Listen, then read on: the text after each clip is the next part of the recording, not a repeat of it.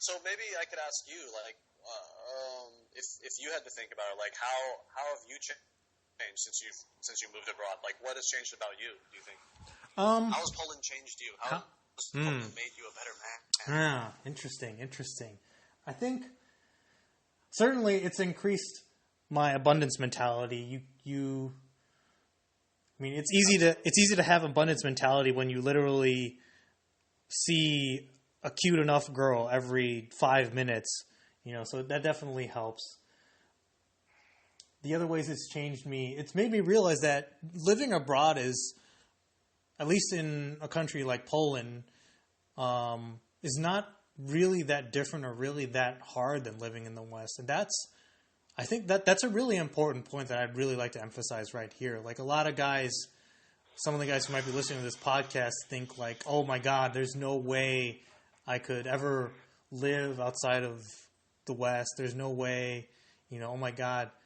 And then you come, especially to come here to Poland, it's like, it's quite similar. It's just cheaper. You get used to it after a while anyway. I've definitely gotten accustomed to living abroad in that sense. Let me flip that question onto you. How have you adjusted to Ukraine? Have you found it to be difficult to transition?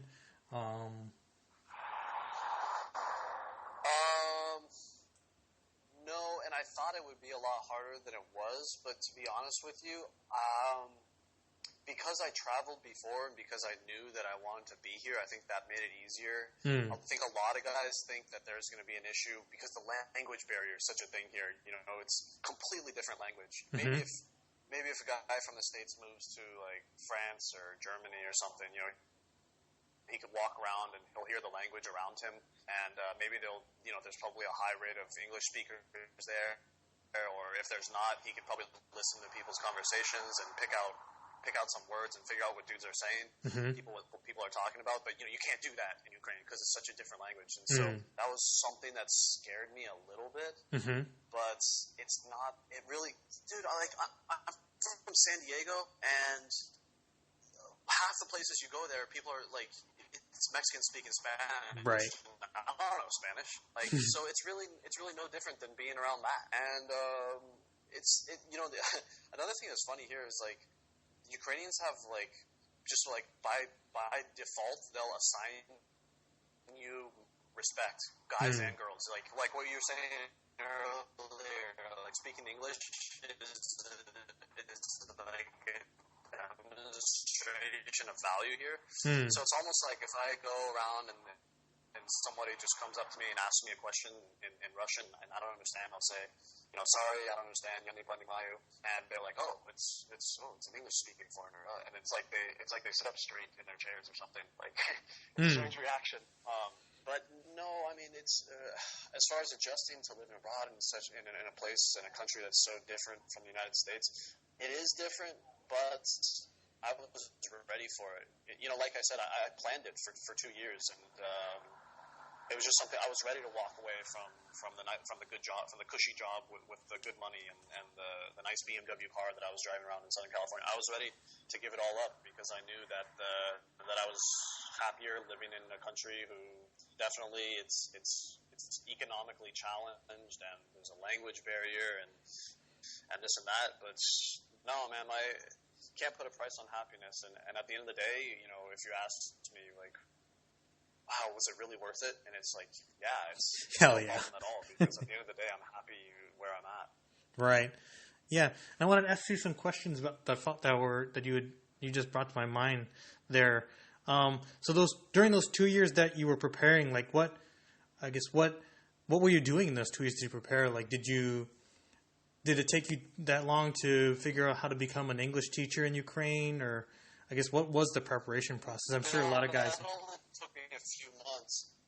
The preparation was that I had some debts that I had to pay off, so I had to work that off, and then I had to find a way to like get out of my job, but I didn't want to like burn any bridges doing it. And like they were at a part, like if they lost me, if I just up and quit, it was gonna be bad for them because they'd have to bring in another employee and like train them up, and I didn't want to like put them through that because I liked them. I liked the people at my job. You know, I respected them. And I guess just I don't know, like pulling the trigger was the hardest part. Like where you actually when you buy the plane ticket, when you start packing up the shit in your house, and like getting to that point. It took me a little bit longer than maybe I was ready for. Mm-hmm. But when I was ready, I was ready. Gotcha. Yeah, I think... What about you? How long had you been planning it? I planned it... I think I mentioned on my relocation thread. I planned it about a year in advance. I just had reached a point in my game growth in the U.S. where I just felt like, okay, I've hit a certain plateau, and I also realized like I was putting in more effort than I was getting out of it. You know, I wasn't getting the return on investment that I felt I deserved, or that I felt that was worth it more than anything. And so I decided, okay, at that point I had the resources and the ability to pretty much up and bounce right then and there in 2014, but I decided, okay, give it a year. Let's not make any crazy decisions. Let's give it a year. We'll bounce the idea off, friends and family. See what the stock market does. Make sure that it doesn't just crash. Within the next few months. Get everything in order.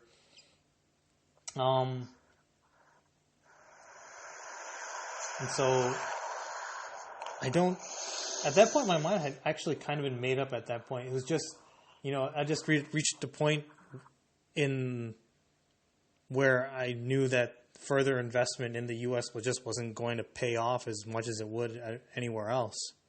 It was basically an investment decision, essentially. An investment. So, wait, hold on. But what do you mean, like as far as finances are concerned? No, it was like you're making more money. Investing like your life and effort, like investing time and game. You got there for a second, so I lost you a little bit. But okay, gotcha. I'm with you now. Yeah. I knew that it was just the return on investment was just not there. And speaking of that, I guess we can. Let me ask you this. How do I want to ask this question? What would you say to guys who think that moving abroad is like cheating, or is it avoiding hard work, or any of those ideas? But when you say cheating, as far as, are you talking about? I'm sorry, dude. There's some cars coming by me. Right. It's like messing with the connection. When you say cheating, are you talking about like as far as like getting the girls? Essentially, when yeah. Say, like, oh, you're just going there because you can't get an American girl. Right. Essentially, yeah, that. Okay. Well, first of all, you have to take a look at who would say that to you, and I've had that brought up to me. I've had that challenge put at me, and it's always been the girls who say that to me have always been on like the chubby masculine side, and it's like, and my response to them is, you're right. I can't get you. Because I don't know how to be attracted to a chubby masculine girl. I can't do that. I'm only attracted to thin, feminine girls who love being women.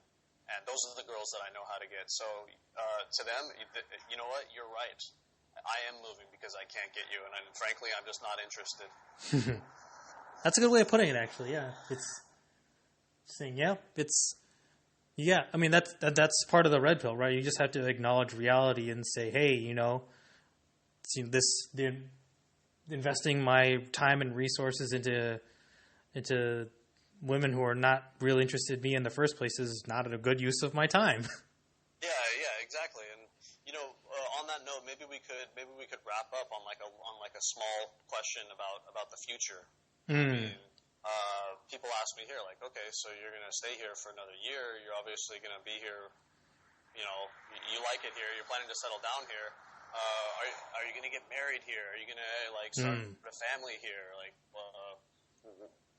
what do you think about that? Has that question crossed your mind?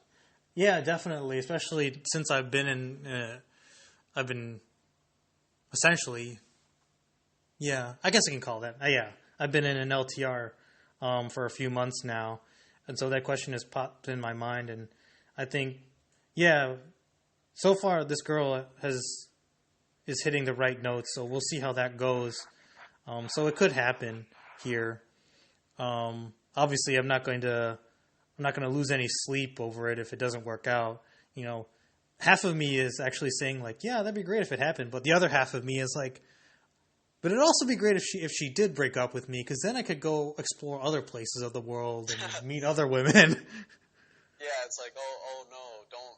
Please, don't, no. cut me loose. Don't free me. That would be terrible. Now Yeah. I'd be free. No. Please, no, don't.